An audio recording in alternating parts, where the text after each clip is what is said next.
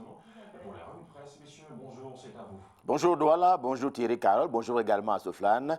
Je vous accueille comme d'habitude à Yaoundé, le cœur enflammé de joie, vous, mais également nos millions de téléspectateurs, ceux du Cameroun et du monde entier qui sont tous chargés pour l'information. Bienvenue donc à cet exercice dans la capitale économique camerounaise Douala où vous vous trouvez en ce moment. C'est donc tenu hier une concertation, une rencontre économique entre le ministre camerounais en charge de l'économie, de la planification et de l'aménagement du territoire à Lamine Ousmane, mais pour ne pas le nommer, et certains opérateurs économiques. D'ailleurs, pour le cas de ces derniers, chaque région était représentée à cette rencontre. Question justement de booster le soutien à l'économie verte et même à l'agriculture. En tout cas, Cameroun Tribune, dans sa livraison de ce mardi, en parle avec beaucoup d'aisance. Il s'agit donc d'une question qui doit aller à conduire, qui doit donc amener le Cameroun à conduire son opération de charme en vue d'atteindre l'émergence en 2035. C'est donc une option qui a été prise par le gouvernement, d'où la principale une de Cameroun Tribune, édition de ce jour, le journal qui met le cap sur l'année 2035, horizon au bout duquel est attendue donc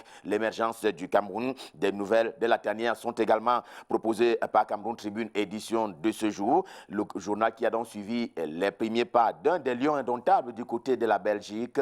Il s'agit de Michael Ngande qui évolue donc désormais dans le championnat belge. Avec lui, le quotidien à capitaux publics, Cameroun Tribune, édition de ce jour, fait d'ailleurs son premier but qui a donc été marqué le week-end dernier. Un bon point donc pour ce lion indomptable à l'entame du championnat belge. Un but qui marque une différence avec cette boulimie sexuelle sur la toile dont parlait le journal de Thierry Ndongwona, édition de ce jour. Intégration est donc en kiosque. Le journal évoque donc une fois encore un sujet qui fait à la fois jazzer, qui fait tantôt rire, tantôt pleurer au Cameroun, comme d'ailleurs dans les pays qui découvrent les technologies de l'information et de la communication, et précisément les réseaux sociaux. Le débat sur le mal érotique sur les réseaux sociaux est encore soulevé par Intégration ce matin, et ce débat-là allie indignation et même incompréhension, le fait qui met souvent au centre les acteurs de la scène publique à l'image des footballeurs et des autres personnalités publiques. On va rester dans le domaine sportif avec le quotidien Mutation, le journal de Georges-Alain Boyemo, tout aussi en kiosque ce jour. Le quotidien Mutation qui se penche sur le cas donc de la CAN 2021 qui chante déjà pour ce qui est du Cameroun. Et voilà que c'est réparti un peu comme avant l'an 2019. À y regarder de plus près, eh bien, la confiance que le Cameroun avait en soi semble s'altérer depuis que l'Algérie s'est repositionnée. Le pays s'étant signalé comme étant au banc de touche, eh bien, c'est ce que Mutation appelle assurance sans garantie de la part de la Confédération africaine de football. La situation est telle que celui qui était jusque-là l'ami du Cameroun, c'est-à-dire le président Ahmad Abad de la CAF, eh bien, est quelque peu à l'étroit. La CAF étant gérée, étant actuellement sous administration provisoire, eh bien, c'est désormais la FIFA ou presque qui gère complètement les affaires de la CAF, que donc sur ce coup-là, le président ami donc du Cameroun, Ahmad Abad, est quelque peu au banc de touche, d'où donc l'inquiétude qui est formulée par le quotidien Mutation, à savoir qu'il s'agit des garanties qui ont été données par celui-là pour que le Cameroun organise la CAN en 2021, mais ce sont des assurances sans garantie. Prospective nouvelle de Jean-Baptiste Biaye est également en kiosque. Il se fait d'ailleurs un peu plus direct sur cette problématique-là. L'Algérie est en stand-by, d'où une principale du journal, Raouf Bernaoui, qui est le ministre algérien des Sports et de l'Éducation physique, dit donc se tenir prêt comme pour jeter un pavé dans la mare s'agissant de l'organisation de la CAN en 2021, et il met un peu un doute sur les capacités camerounaises à pouvoir tenir le coup, à pouvoir être prêt un autre jour, dit. On redoute sa crise anglophone comme étant un élément quelque peu trouble pour parler de la sécurité du Cameroun, d'où justement la question qui est formulée ce matin par le quotidien camerounais d'expression anglaise The Guardian Post, également disponible en kiosque. On en est justement à se poser la question de savoir où est passé le dialogue que Joseph Dione Ngouté avait promis en se rendant sur le terrain de Bamenda et de Buea, les deux régions qui sont donc en crise, le nord-ouest et le sud-ouest camerounais. Le premier ministre, chef du gouvernement, Joseph Dione Ngouté, avait promis à l'opinion publique nationale et même internationale que celui-ci, pour parler du dialogue, allait se tenir dans de brefs délais. Quelques 3 mois après, la fumée blanche tarde donc à être perçue et même à être vu. Voilà donc le signal qui est formulé par le quotidien camerounais d'expression anglaise, The Guardian Post, dans sa livraison de ce jour. Quant au quotidien bleu, le jour du jour, c'est le journal d'Aman Mana. Il évoque lui aussi le même sujet, mais il nous transporte du côté de l'Allemagne et à Munich en particulier. Là-bas, il s'est tenu les 26, 27 et 28 juillet jusqu'à hier. Une rencontre entre diaspora et diaspora, question d'évoquer encore la situation sécuritaire dans le nord-ouest et le sud-ouest camerounais. Et le journal bleu, le quotidien bleu, revient là-dessus ce matin, question de nous proposer les résolutions qui ont été prises à l'occasion de cette rencontre. Allemagne et justement contre Cameroun, on l'envisage très souvent sur les stades de football, sauf que cette fois-ci, le débat semble donc se transporter lui aussi sur le terrain sécuritaire, aussi le journal Le Gédéon en kiosque ce jour nous fait savoir qu'il y a également des Allemands qui s'intéressent à cette crise anglophone.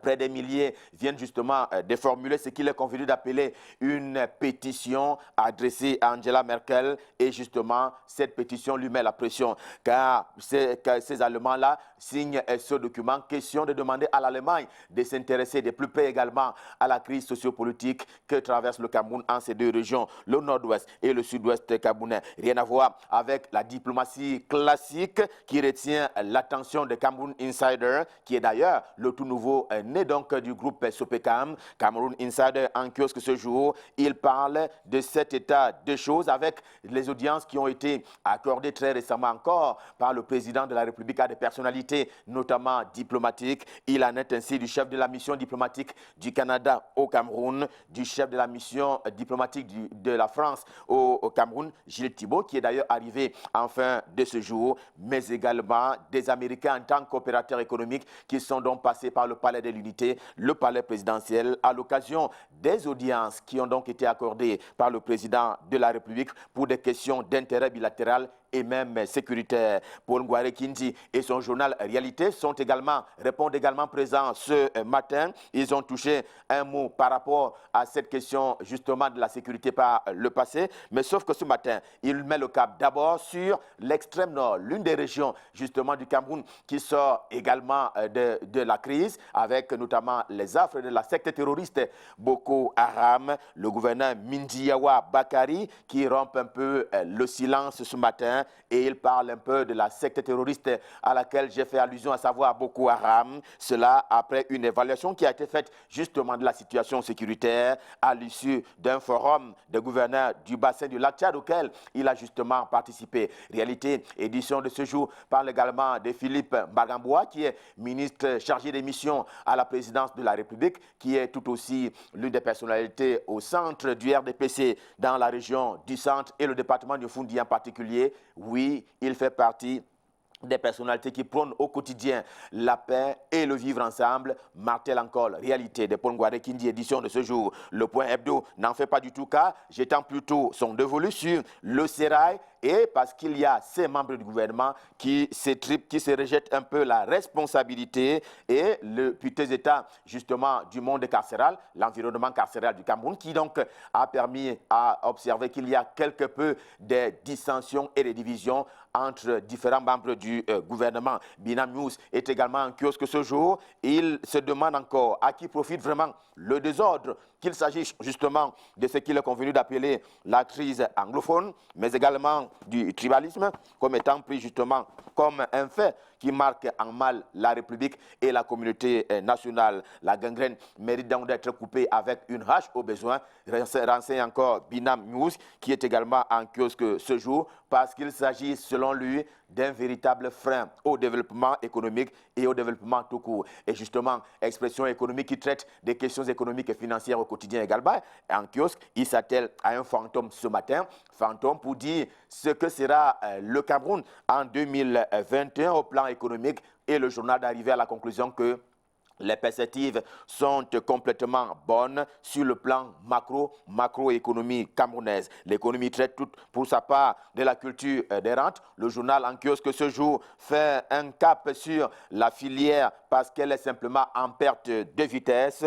au point où le journal dénombre aujourd'hui une perte d'à peu près 400 000 tonnes pour ce qui est justement de la semence de cacao. La filière se porte plutôt mal, conclut justement l'économie. Le quotidien, toujours aussi optimiste, pense d'abord à la culture de la paix. Oui, il pense à cela. Et c'est ce qu'incarne justement le sultan roi des Bamoun, Ibrahim Bombonjoya, pour ne pas le nommer. C'est donc lui qui joue un rôle un peu plus important dans le sens de l'apaisement et d'union de cœur des Camerounais par ces temps quelque peu de crise. Au lieu de quoi, certains esprits veulent déstabiliser le pays de Roger Mila en tuant parfois la poule aux œufs d'or. C'est le cas de le signaler avec Joseph Betty Assombon, le ministre délégué à la présidence de la République chargé de la Défense, justement qui intéresse le journal L'Épervier de Leprocovis Nujou dans sa livraison de ce jour. Le journal qui dit avec un certain nombre d'éléments qu'il est attaqué de toutes parts alors qu'il est véritablement au travail. Question,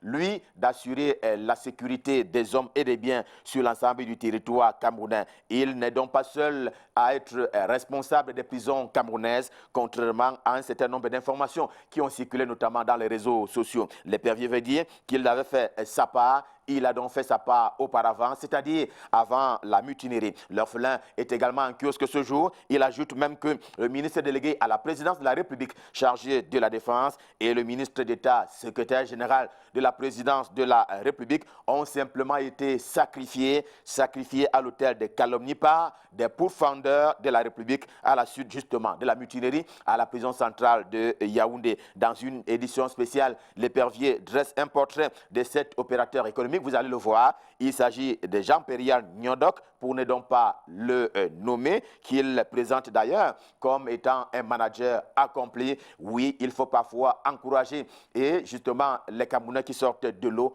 et du lot. On va terminer par du social avec le journal La Veuve qui ce matin encore insiste sur l'inauguration, on s'en souvient, en début des week-ends derniers, l'inauguration du centre de promotion de la femme et de la famille du côté de Dimako. Nous sommes dans la région du Soleil levant l'Est Cameroun et pour cause, un nouvel hommage a simplement été rendu à Maman Rosette Moutchouan, nom des baptêmes qui a été adopté à l'occasion de ce centre qui a donc été inauguré en vue de promouvoir à la fois la femme, mais également la famille du côté de Dimako. Et avec cette information qui est donc portée une fois encore par le journal La Veuve, revue de presse Made in Yaoundé, édition de ce mardi, stop fin, le cœur enflammé de joie, nous vous avons servi. On part rendez-vous pour demain quand il sera à 7 h. Pour le moment, je vous invite à mettre le cap sur Douala, question de retrouver Junior Hossein pour la suite et la fin de la revue de presse.